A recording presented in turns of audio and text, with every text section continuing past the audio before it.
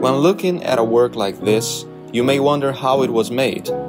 You may be wondering what type of pencil would have been used to draw each of these lines. You might think it must have been a combination of thick and thin brushes to create this effect. However, this type of art does not require a pencil or even a brush. Its name is woodcut, or, in more technical terms, xylography.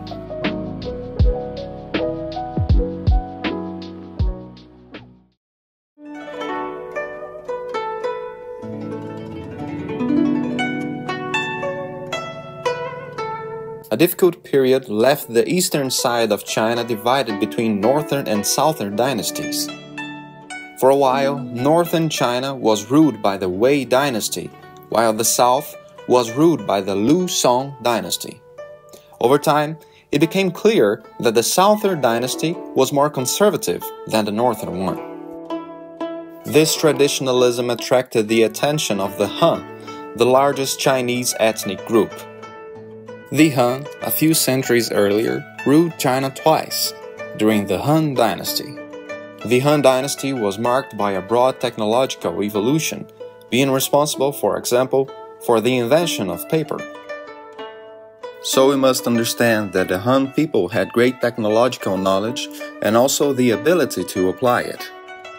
The Liu Song dynasty grew and the need for innovations arose in textile production, one of its main commercial goods. It was then that the Han people reinvented a technique used during their dynasty and which was practically lost. The technique consisted on making small cuts in a wooden block, filling them with paint and pressing them onto the cloth. The paint runs through the cut designs and after some time pressing the cloth, the design made on the wood is transferred to the cloth. This technique became very popular, was improved, and began to be used frequently in the following centuries, spreading across the rest of the Asian continent.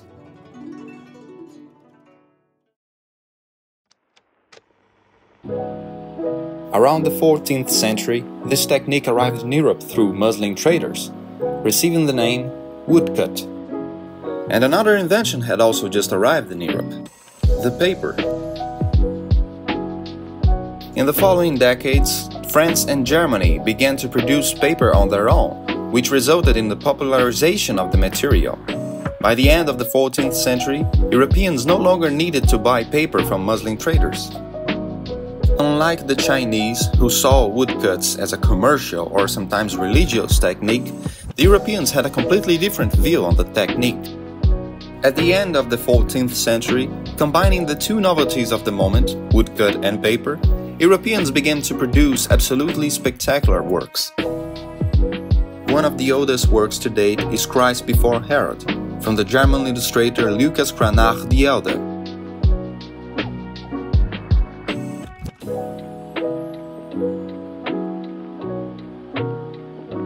Furthermore, Europeans improved the technique, moving away from the more rustic tone of the Chinese works and making it more delicate. This change allowed the creation of beautiful and extremely detailed illustrations. Years and years passed, and woodcut became a fantastic technique and was appreciated all over the world.